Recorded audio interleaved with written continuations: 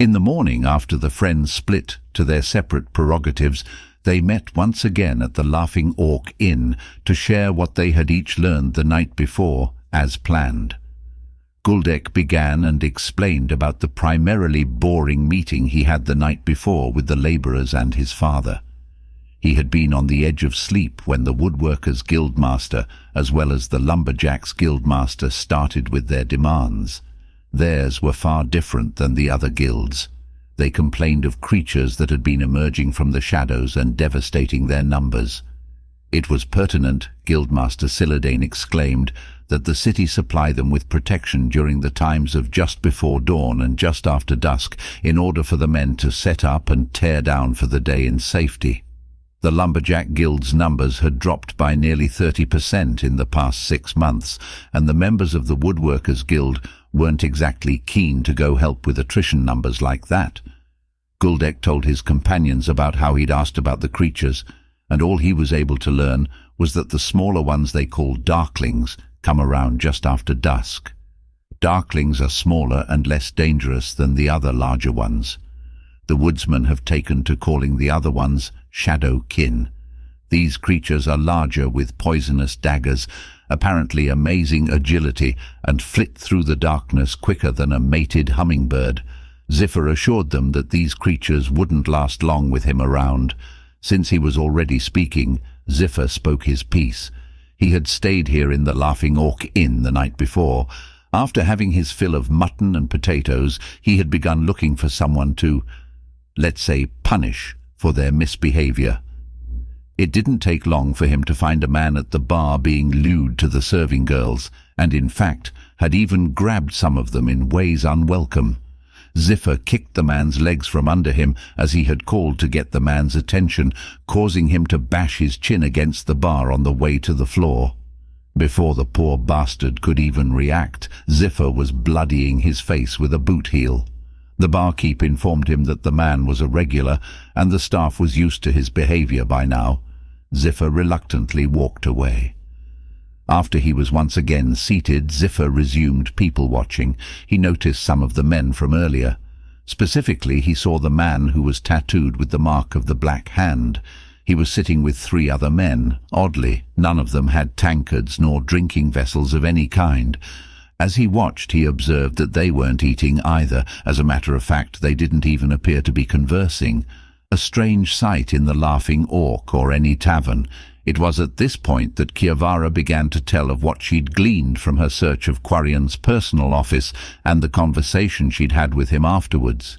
She told her companions that she was unable to find anything of interest in Quarian's offices, despite her best foibles. However, in her haste in leaving his rooms, she broke the lock for the main door.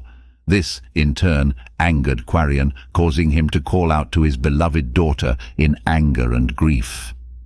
Kiavara arrived in his offices directly, with a pouty look upon her face in the hopes that it would work as well as it had when she was but an elfling. It did not work in her favour. Quarian was immediately wrathful, explaining that if she were in such dire need of money, he could provide. Over the course of the conversation, Kiavara had noticed a change in her father, almost as if there was one persona for the city and another for her. Guldek interrupted at this point and put forth his theory as to the strange goings-on with Quarian and how to solve them. He proposed they accidentally cut or otherwise remove one of his fingers. If it was a creature polymorphed, the finger would return to the shape of its true nature, thus revealing if it was truly Kiavara's father. It was a simple and straightforward solution to the problem, and truly brilliant by every standard that Guldek knew.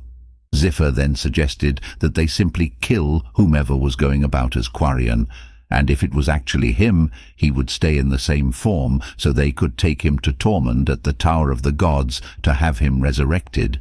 Seemed like a much easier plan than accidentally cutting off a finger, a lot more to the point as well, and fun for Ziffer.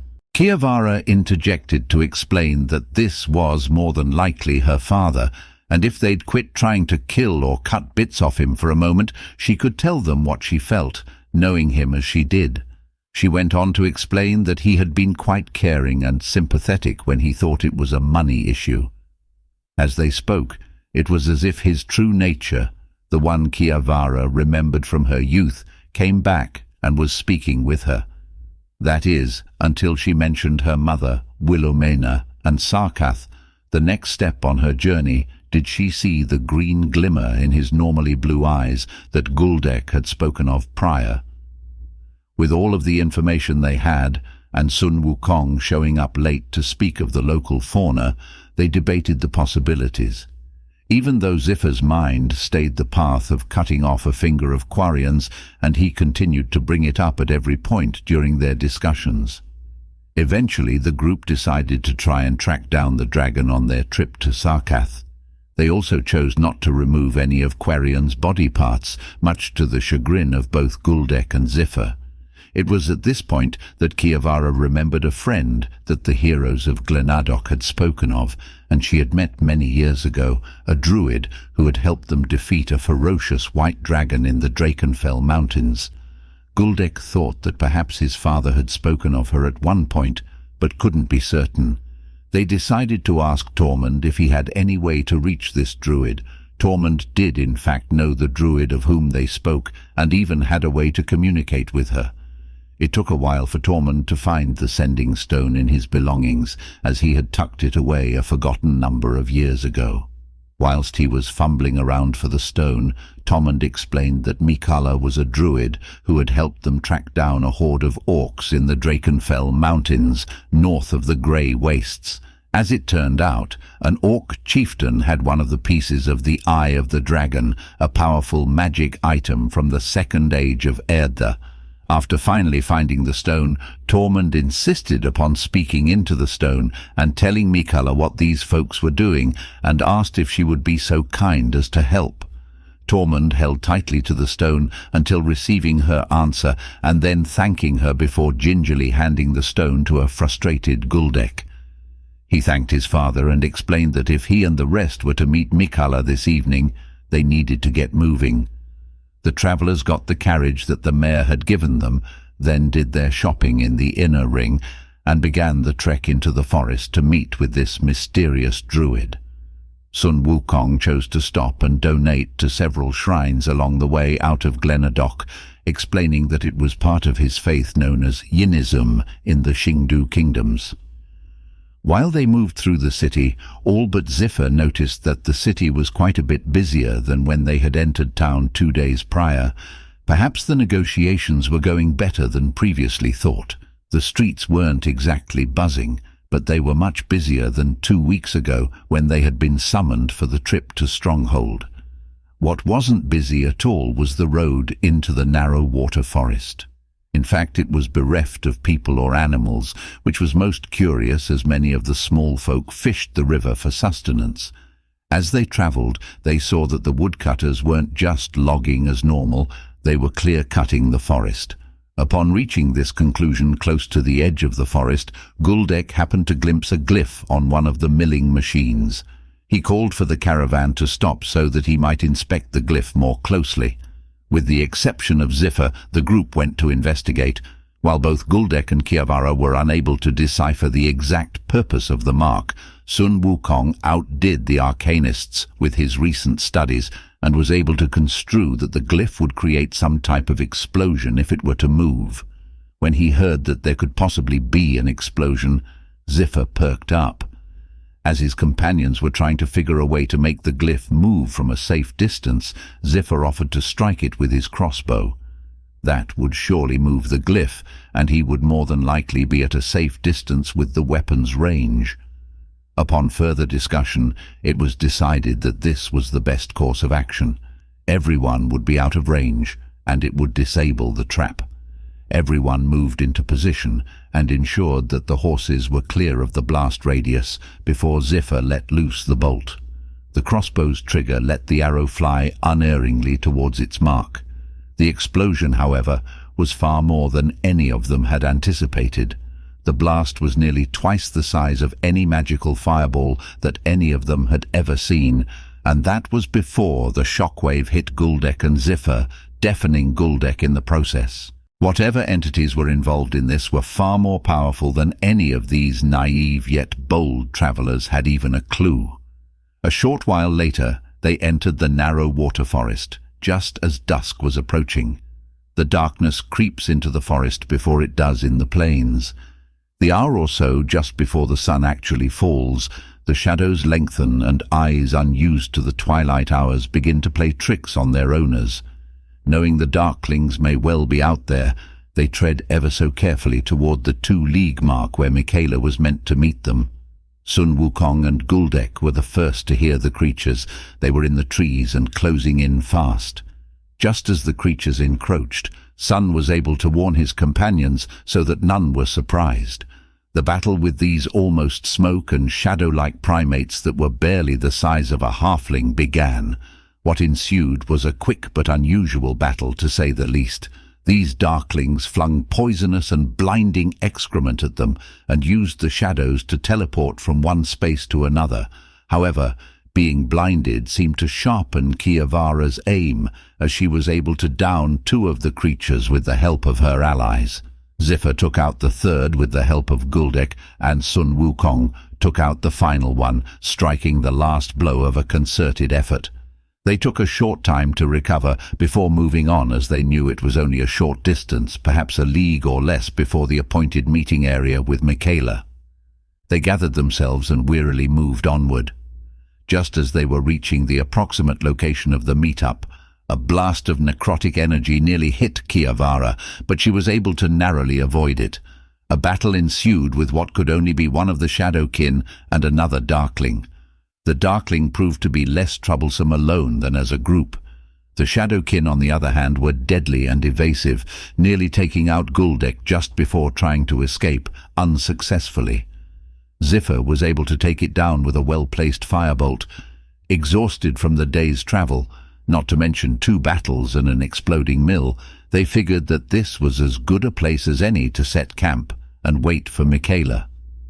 Guldek thought it best to use the sending stone to inform her of the poo-flinging shadow creatures and the Shadowkin they had encountered. Guldek was a bit put off by the fact that she didn't respond. Shortly after the one-way message, a tall figure cloaked in green and brown leathers entered the camp from the northeast. It took a few seconds for Kiavara to realize it was Michaela, but when she did, she quickly got up to embrace her old family friend. After welcoming her to the fire, they got down to the heart of the matter. They were in search of Skatha. They believed he was the one controlling Quarion, and they would see what they could do to end it, but they needed her help to find his lair. She scoffed at the idea of them facing an adult dragon. Were they mad? Guldek was the first to say they had no intention of fighting Skatha, let alone on his own turf. Kia further explained their plan was to speak with him, like she had in her youth with her father. Michaela shot that down right away. Skatha, she explained, had grown into his true nature as a green dragon during his maturation into an adult.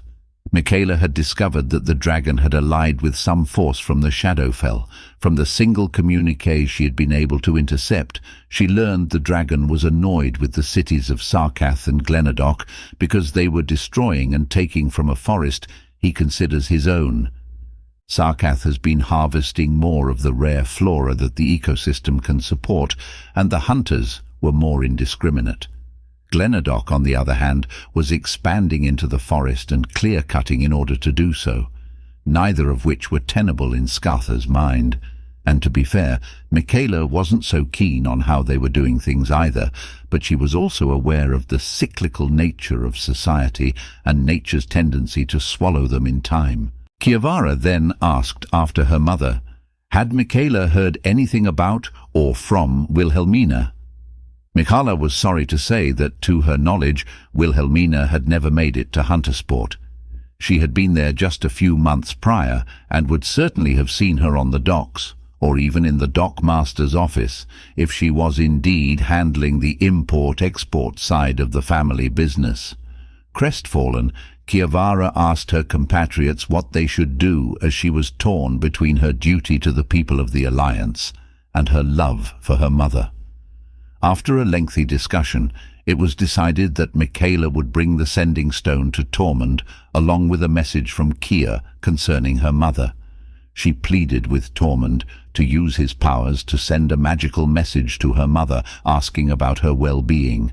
She did this, knowing he would relay the information and do his best to help guide them via the Sending Stone. In his heart, Tormund knew that the mission, no burden of these 4 disparate travelers, was one he should have carried long ago. Kiavara begged all of this in a personal written letter, then handed it to Michaela. Ziffer naively asked how she planned to get there all by herself, just before she turned into a giant golden eagle and took flight, temporarily dimming the fire and kicking dust about the campsite as she departed through the trees. And now the sun rises on a foggy new day, deep within the narrow water forest, as all but Kiavara slumber. She enjoys the last few moments of quiet as the dark becomes the dawn.